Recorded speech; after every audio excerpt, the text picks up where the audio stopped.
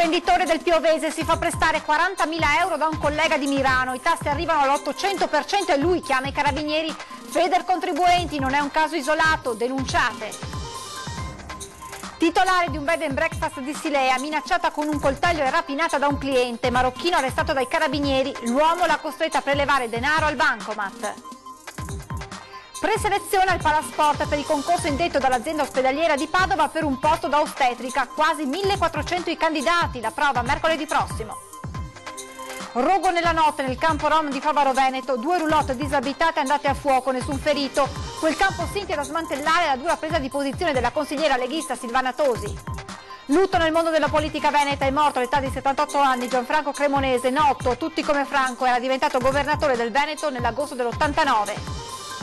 Proposta di legge depositata da Antonio Guadagnini, i consiglieri regionali lavorino gratis, la replica di Finozzi, esiste già un modulo per autoridursi lo stipendio a zero. 69 milioni di presenze nel 2017, il Veneto si conferma la regione più amata d'Italia e una delle più apprezzate nel mondo dai turisti, come dimostrato dai dati diffusi oggi dalla regione. I titoli dell'edizione del Veneto dei telegiornali di Antenna 3, buonasera e ben ritrovati. In primo piano la cronaca, arrestato dai carabinieri un 46enne accusato di aver prestato 40.000 euro ad un imprenditore di Piove di Sacco con tassi da usura saliti, pensate, fino all'800%. I carabinieri hanno arrestato e posto ai domiciliari un imprenditore di Milano di 46 anni, già noto alle forze dell'ordine, con l'accusa di usura aggravata continuata. L'indagine, coordinata dalla Procura di Venezia, è partita dalla denuncia presentata da un imprenditore della zona di Piove di Sacco, il quale, trovandosi in gravi difficoltà finanziarie, era stato costretto già da giugno del 2016 a rivolgersi all'indagato per ottenere prestiti di denaro. L'uomo, titolare di una ditta che si occupa di affilatura di utensili e di commercio di veicoli, aveva accettato di prestare le somme richieste, applicando però tassi di interesse tra il 300 e l'800%. La vittima ha denunciato di aver ottenuto tra giugno 2016 e febbraio 2018 la somma complessiva di 41.000 euro, che era lievitata per i tassi da usura a 81.000 euro, comprensivi di 61.000 euro già restituiti, ma altri 20.000 in assegni bancari che la vittima era stata costretta a versare a garanzia. La consegna del denaro avveniva abitualmente presso l'abitazione dell'arrestato, sia per ritirare i prestiti che per la restituzione delle somme. Le indagini dei carabinieri hanno portato alla luce una situazione per cui la vittima era ormai finita in un circuito drammatico, per cui secondo gli accertamenti, nonostante il tentativo di restituire le somme prestate, i tassi di interesse erano così alti che ormai era arrivato sul baratro del dissesto finanziario, fino a indurlo, probabilmente al limite della disperazione, a rivolgersi alle forze dell'ordine, che hanno fatto scattare le indagini concluse con l'arresto dell'imprenditore di Milano. E partendo dall'esempio dell'imprenditore piovese vittima di usura, Federcontribuenti lancia l'appello alle altre vittime perché denuncino sempre situazioni simili. La responsabilità è della politica e naturalmente delle banche, perché le banche non erano credito agli imprenditori che ne hanno bisogno per poter continuare a lavorare. Ne esce dall'ultima commissione del distretto direzionale antimafia, dove viene spiegato anche come le mafie stanno proliferando al nord Italia perché hanno trovato un mercato fertile, perché le banche non prestando denaro, l'imprenditore si trova costretto a rivolgersi altrove e questo è il risultato. Non c'è un contratto di prestito, gli danno i soldi e poi cominciano comunque a consumargli la vita. Non gli dicono che gli chiederanno anche l'800% di quello che gli hanno prestato, ma quello glielo faranno capire quando inizieranno con le minacce e a volte fino ad uccidere poi l'imprenditore. Se non succede questo, invece cos'è che succede? Si fanno firmare poi il passaggio della proprietà comunque delle aziende, delle piccole aziende, delle aziende di servizi, che vengono poi acquisite da terzi soggetti. Ottime aziende per il riciclaggio poi del denaro sporco. Questa è la situazione e la politica ne parla ma non fa nulla. Se siete caduti in queste situazioni li dovete denunciare, se avete problemi a denunciarli venite da noi e ci vado io, ci andiamo noi a denunciarli, però non aspettate che vi distrugano la vita. Per un'ora in balia di un rapinatore armato di coltello, vittima la titolare di un bed and breakfast della provincia di Treviso, di Silea. Il sindaco Rossella Cendrone è andata a trovarla oggi per portarle la solidarietà dell'amministrazione comunale. Rapinata da un ospite del suo B&B, un giovane marocchino di 29 anni senza dimora, da qualche giorno in prova in una pizzeria vicina. Vittima la titolare di una struttura ricettiva di via Belvedere a Canton di Silea, dove si sono svolti i fatti. Poco dopo le 12:30 il nordafricano, brandendo un coltello preso in cucina, le ha intimato di consegnargli il denaro che aveva con sé. La 34enne aveva in tasca solo 50 euro, ma il rapinatore non ha voluto sentire ragioni e ha obbligato la vittima a salire in macchina e a raggiungere uno sportello bancomat di Roncade da dove prelevare altri 150 euro. Era insospettabile proprio anche perché ospite della struttura e quindi probabilmente ci sono anche altre questioni che hanno causato il cambio di carattere e di finalità di questo ragazzo, proprio anche per l'uso probabilmente di sostanze o alcol. La titolare del B&B ha mantenuto il sangue freddo, riuscendo a chiamare il 112. Ne è scaturita una caccia all'uomo di cui è stata testimone, senza sapere che il fatto si riferisse al suo territorio, il sindaco di Silea, Rossella Cendron. Mi trovavo a Preganziol nell'orario appunto in cui c'è stato l'inseguimento da parte delle forze dell'ordine e chiaramente mi sono un po' stupita di questo e del numero di auto e di moto che seguiva appunto la direzione Interraglio, e mai avrei pensato che si collegasse a un episodio successo qua nel territorio di Silea. Il 29enne, che ha tenuto per un'ora la sua vittima sotto la minaccia del coltello, si è fatto lasciare proprio a Preganziol, dove è stato poi rintracciato dai carabinieri e arrestato con l'accusa di rapina aggravata. Rinchiuso in carcere a Santabona, è in attesa dell'interrogatorio di convalida. Cambiamo argomento, un solo posto di lavoro, ben 1400 candidate, quasi tutte donne, visto che l'incarico sarà di ostetrica. Succede a Padova, non c'è da meravigliarsi per il gran numero di partecipanti. In Veneto il 30% delle ostetriche sono disoccupate e tante sono precarie. Servirà il Palasport San Lazzaro, oggi Chioene Arena, per ospitare le quasi ben 1400 ostetriche che un po' da tutta Italia mercoledì prossimo parteciperanno alla prima prova di preselezione per un solo posto di lavoro presso l'azienda ospedaliera di Padova. C'è chi non se ne meraviglia. Perché attualmente nel Veneto c'è circa il 30% di neolaureate disoccupate e quindi, tra virgolette, la smania di avere un posto di lavoro a tempo indeterminato è per tutti, insomma, quindi ci sta. I concorsi quanto frequenti sono? Non sono tanto frequenti. Oltre al posto per la vincitrice, l'azienda redigerà una graduatoria dalla quale potrà chiamare in servizio nel tempo le altre classificate. Molte ostetriche padovane e venete intanto vanno a lavorare all'estero, in Gran Bretagna soprattutto, dove i posti di lavoro per questa figura professionale sono molti.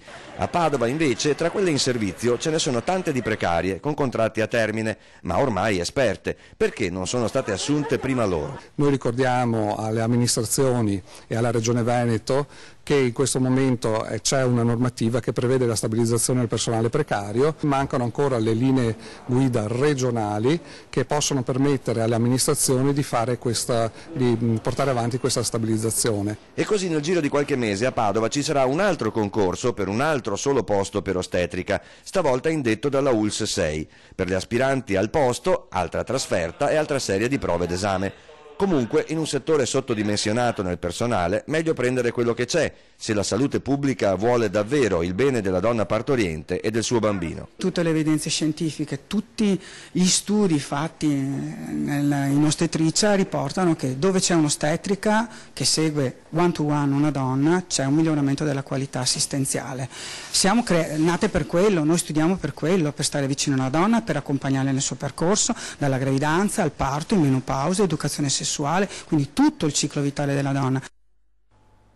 I carabinieri di Minerve, in provincia di Verona, hanno concluso un'indagine sullo spaccio di droga che era destinata soprattutto ai minorenni, e hanno arrestato un cittadino marocchino di 37 anni che, per evitare i controlli delle forze dell'ordine, utilizzava la figlia di 3 anni per i traffici illeciti, per non destare sospetti. Gli investigatori hanno ricostruito un'intensa attività di spaccio tra la Bassa Veronese e il Rodigino.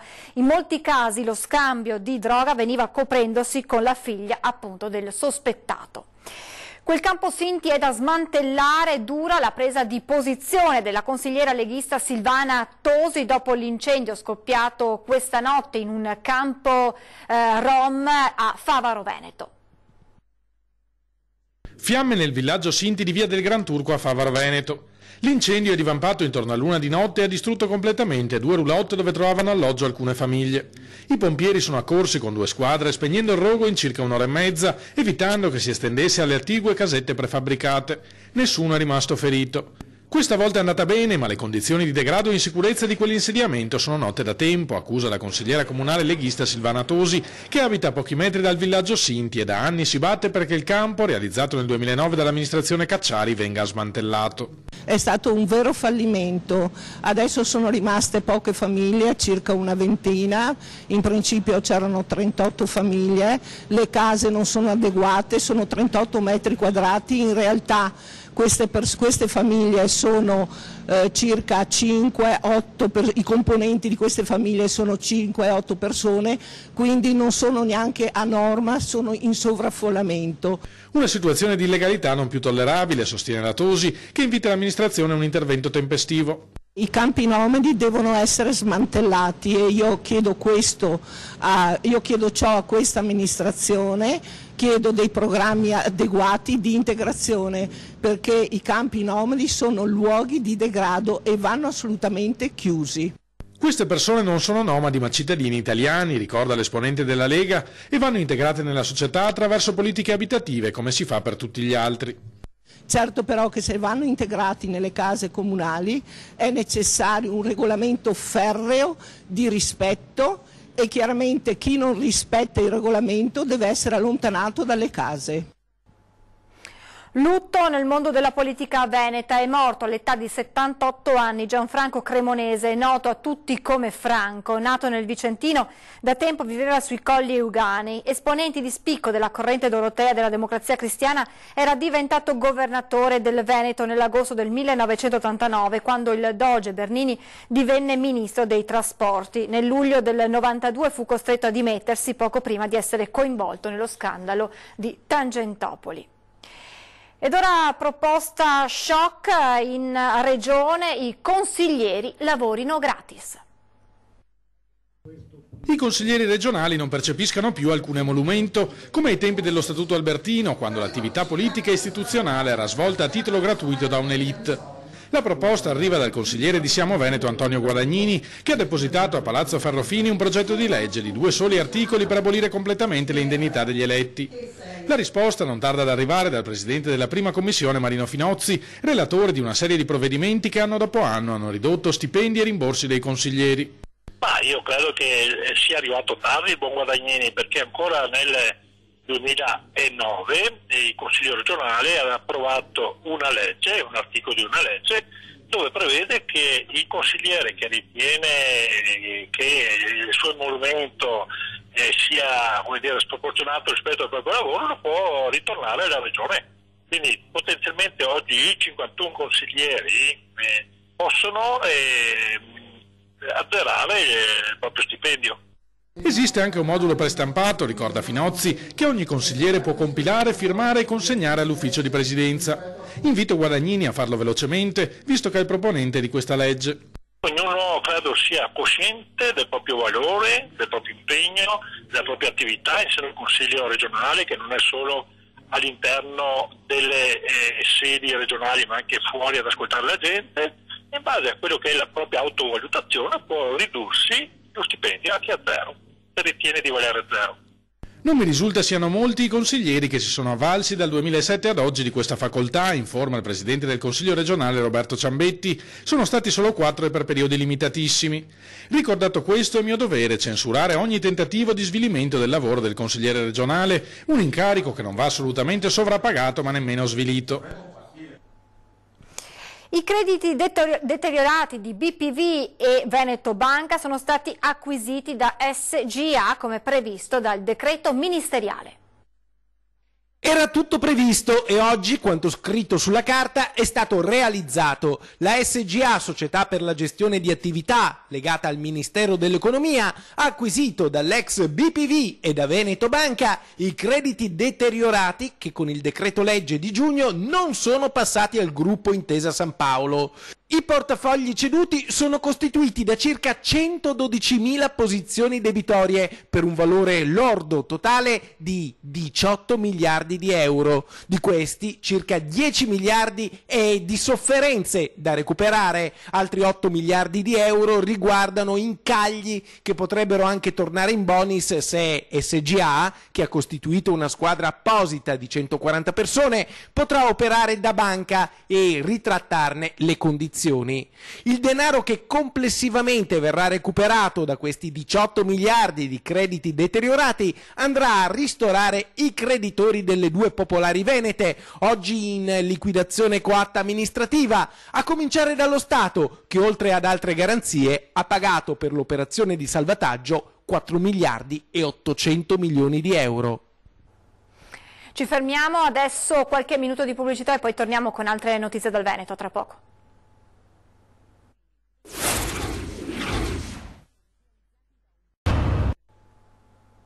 Rieccoci in diretta per parlare di turismo. Il Veneto si conferma la regione più amata d'Italia e una delle più apprezzate nel mondo dai turisti, come dimostrato dai dati diffusi oggi dalla regione. Nuovo record per il turismo veneto nel 2017, che ha registrato oltre 19 milioni di arrivi e 69 milioni di presenze, superando rispettivamente del 7,4 e del 5,8% il precedente primato del 2016. Questa è la dimostrazione che questa non è una crescita strutturale del sistema, quindi si sta lavorando tutti, pubblico e privato, per far sì che il turismo appunto sia una delle prime voci di entrata per quanto riguarda l'economia veneta. Numeri che assicurano al Veneto uno stabile primo posto a livello nazionale, con quasi il 30% di presenze in più rispetto al Trentino Alto Adige sul secondo gradino del podio. A trainare ancora una volta Venezia, dove gli arrivi sono cresciuti dell'8% e le presenze del 7,6%. Ma i numeri sono positivi in tutti i settori e in tutti i territori. L'aumento medio del 6% è generalizzato, quindi tutte le destinazioni turistiche crescono, con un piccolo segno negativo soltanto di Belluno, ma legato ancora alla vecchia stagione del 2017 invernale, quindi a cavallo tra il 2016 e il 2017, legata anche alla mancanza di neve. Crescono invece oltre la media le mete meno tradizionali, come la Marca Trevigiana, che guida la classifica delle province con un invidiabile più 12% sia negli arrivi che nelle presenze. È il risultato che ci rende più orgogliosi, spiega l'assessore regionale al turismo Federico Caner, per il lavoro di promozione fatto in questi anni verso nuove destinazioni e nuovi prodotti turistici al di fuori delle solite Venezia o Verona. Per esempio la provincia di Treviso, di Vicenza o l'area della Valpolicella legato al tema dell'enogastronomia e quindi del turismo esperienziale. Ecco, questi stanno crescendo in doppia cifra, quindi dal punto di vista percentuale vanno addirittura doppie rispetto alla media della crescita della regione. E adesso parliamo di arte con la singolare donazione fatta oggi dal curatore critico d'arte Marco Goldin all'ospedale di Treviso Cafoncello. Una cerimonia che inevitabilmente è diventata anche una lezione sulla vita e le opere del pittore olandese Van Gogh. Era la stanza in questa torretta di Van Gogh. Lui da qui ha dipinto molti quadri. È diventata una vera e propria lezione su Van Gogh, la consegna al Cafoncello del Plastico dell'ospedale francese dove il pittore visse per alcuni anni. Mecenate dell'iniziativa, inevitabile relatore Marco Goldin, che ha voluto fare omaggio all'USL di uno dei pezzi, ovviamente al di là delle opere, più apprezzati dell'esposizione che il curatore trevigiano ha concluso con successo nella Basilica Palladiana di Vicenza. Un plastico curato nei particolari che sarà sempre ammirabile all'entrata dell'ospedale di Treviso, quasi un'opera tra le opere dell'esposizione vicentina. Racconta uno dei luoghi, anzi secondo me il luogo nel quale Van Gogh ha realizzato le opere più belle nel corso della sua vita per un anno esatto, dal maggio del 1889 al maggio del 1890, quindi è un luogo di cura ma anche di sofferenza, dunque, ma anche un luogo di bellezza, perché questo è stato per Van Gogh. Un plastico donato all'ospedale con un motivo ben preciso. È stato dimostrato da Van Gogh che esiste la malattia, però dalla malattia può anche nascere qualcosa di importante, è un segno anche di umanizzazione, perché le persone che arrivano in ospedale possono guardare questa opera straordinaria e ricordarsi il grande pittore pittore che era Van Gogh. Sono oltre 6 milioni le persone che transitano ogni anno per questo punto del Cafoncello e che ora potranno soffermarsi su questa ricostruzione per ricordare l'artista olandese, ma anche il nostro Gino Rossi. Tante volte mi è capitato di istituire un parallelo, un paragone fra Gino Rossi e Van Gogh, ma non soltanto perché Van Gogh e Gino Rossi sono vissuti in un manicomio, Gino Rossi purtroppo molto più tempo di Van Gogh, ma anche perché per esempio hanno avuto un'attività epistolare molto forte entrambi, bellissime le lettere di Gino Rossi, bellissime, meravigliose, grandi documenti di letteratura quelle di Van Gogh, e poi Gino Rossi certamente ha guardato all'opera di Gauguin e di Van Gogh per fare i suoi primi quadri, soprattutto quelli in Bretagna. Prima giornata di festa il prossimo 21 aprile alla Basilica del Santo a Padova per pellegrini e camminatori. Tutti sono invitati con le scarpe che saranno benedette durante la messa. C'è il bastone a sostegno del cammino e le scarpe di giovani anziani come queste di Emma Morosini, 94 anni, la più anziana pellegrina del mondo, che adesso è in Messico. Scarpe storiche come queste di un pellegrino rinato da Auschwitz o queste di un reduce della Prima Guerra Mondiale. Sono i simboli della giornata di festa che i frati del Santo propongono per la prima volta ai cammini e ai camminatori. Sabato 21 aprile, porte della Basilica aperte per riflettere, confrontarsi e pregare. Questa festa dei cammini nasce sicuramente alla luce di questi anni in cui abbiamo avuto modo di far scoprire il cammino di Sant'Antonio come esperienza che nasce proprio dalla tradizione popolare, dalla tradizione della devozione e della religiosità della gente che arriva ancora oggi da varie parti. Ci si mette in strada, si viene alla Basilica del Santo. Dal 21 aprile a luglio in Basilica si potrà assistere alla mostra Camminamente, esposizione artistico-religiosa di scarpe di camminatori ospitata lo scorso anno ad Assisi. Da Francesco ad Antonio, ecco l'idea che in un anno noi abbiamo percorso questo virtuale cammino che ha portato da Assisi fino a Padova. È un po' un coronamento, no? di questo cammino francescano che percorre le coscienze e anche le scarpe delle persone. A quanti parteciperanno un invito particolare per la messa delle 17. Invito però tutti a venire con le scarpe da cammino, da corsa o da trekking al collo, che il rettore nella messa delle 17 le benedirà, quindi tutte con le scarpe al collo. Siamo in chiusura, vi lascio le previsioni del tempo, grazie per essere stati con noi, buona serata.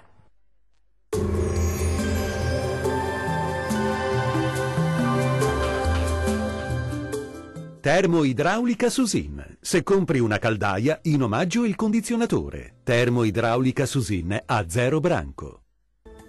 Ben ritrovati a un nuovo aggiornamento meteo. Ancora qualche occasionale fenomeno, ma il tempo tende a migliorare decisamente col passare delle ore.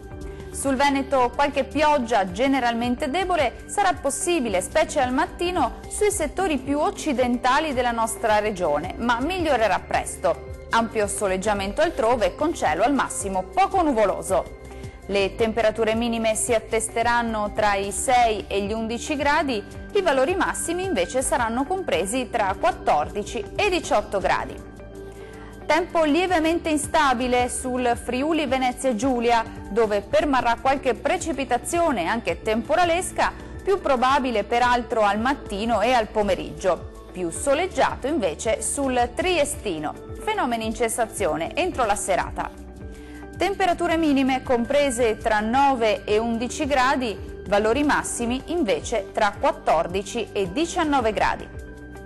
Raggiungiamo infine il Trentino Alto Adige. Qui il cielo sarà irregolarmente nuvoloso con occasionali piovaschi al mattino, ma migliorerà col passare delle ore. Ampio soleggiamento con cielo poco o parzialmente nuvoloso altrove.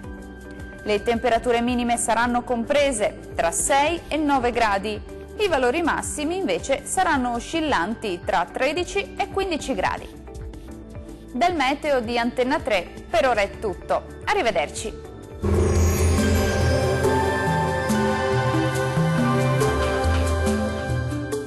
Termoidraulica Susin. Se compri una caldaia, in omaggio il condizionatore. Termoidraulica Susin a 0 branco.